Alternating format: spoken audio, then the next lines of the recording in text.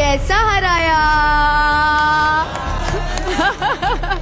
MIMच्या तिकिटावर निवडून आलेल्या नगरसेवका सहर शेख आता एका नव्या वादामुळे चर्चेत आल्यात। याआधी त्यांच्या मुंब्रा हिरवा करणार या वक्तव्यावरूनही वाद झालेला, पण आता त्यांच्यावर थेट बनावट जात प्रमाणपत्राचा वापर करून शासकीय यंत्रणांची दिशाभूल केल्याचा आरोप होतोय। हे प्रकरण अत्यंत गंभीर आहे आणि त्यामुळे त्यांचे नगरसेवक पद धोक्यात येण्याची शक्यता आहे। नेमकं प्रकरण काय आहे जाणून घेऊयात सविस्तर। नमस्कार, मी अक्षरा चोरमारे आणि आपण पाहताय लोकमत। तर या प्रकरणाचं मूळ म्हणजे सहर शेख यांचे वडील युनुस इक्बाल शेख यांच्या जात प्रमाणपत्रात आहे। युनुस इक्बाल शेख हे मूळचे यूपीतल्या गाझियाबादचे। त्यांनी महाराष्ट्रात स्थलांतर केलं आणि नियमानुसार स्थलांतरितांना जात प्रमाणपत्र मिळवण्यासाठी नमुना 10 म्हणजेच फॉर्म 10 वापरणं बंधनकारक आहे। मात्र युनुस शेख यांनी अधिकाऱ्यांची दिशाभूल करत इतर मागास प्रवर्ग म्हणजेच ओबीसी साठी असलेला नमुना 8 वापरून महाराष्ट्रातून बनावट जात प्रमाणपत्र मिळवलं असा आरोप होतोय।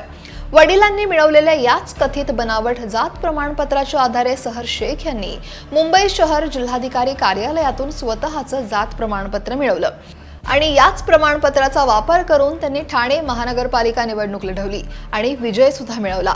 या सगळ्या प्रक्रियेत 4 महत्त्वाच्या शासकीय यंत्रणांची दिशाभूल करण्यात आल्याचं सुद्धा आता समोर येतंय।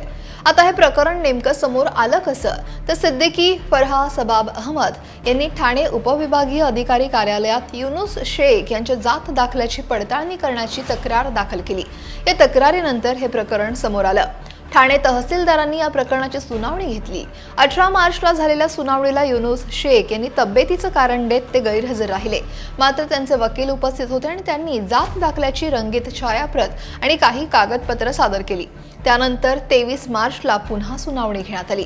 या सुनावणी दरम्यान ठाणे तहसीलदारांनी शेख यांच्या जात दाखल्यातील अनेक त्रुटी निदर्शनास आणल्या। तसंच सहर शेख या ठाण्याच्या रहिवासी असताना त्यांनी मुंबई शहर जिल्हाधिकारी कार्यालयातून जात प्रमाणपत्र का घेतलं यावर सुद्धा तहसीलदारांनी शंका उपस्थित केली। ही बाब अत्यंत संशयास्पद मानली जाते। ठाणे उपविभागीय अधिकारी कार्यालय, मुंबई शहर जिल्हाधिकारी कार्यालय, मुंबई शहर जात पडताळणी वैधता समिती आणि राज्य निवडणूक आयोग या 4 शासकीय कार्यालयांना फसवल्याचा आरोप या दोघांवर होतोय। तर सहर शेख सध्या ठाणे महानगरपालिकेत MIMच्या नगरसेविका आहेत। जानेवारी 2026 मध्ये झालेल्या निवडणुकीत सहर शेख ठाण्यातील मुंब्रा परिसरातील प्रभाग क्रमांक 30 मधून विजयी झालेल्या। निवडणुकीच्या वेळी सहर शेख आणि तिचे वडील युनुस शेख यांनी मुंब्र्यातील शरद पवार गटाचे स्थानिक आमदार जितेंद्र आव्हाड यांना अंगावर घेत जोरदार टीका केलेली आणि या सगळ्या घडामोडींमुळे नगरसेविका सहर शेख त्यांच्या नगरसेवक पदावर गंडांतर येण्याची आता दाट शक्यता आहे। शासकीय यंत्रणांची दिशाभूल करणं आणि बनावट कागदपत्रांचा वापर करणं हा गंभीर गुन्हा आहे।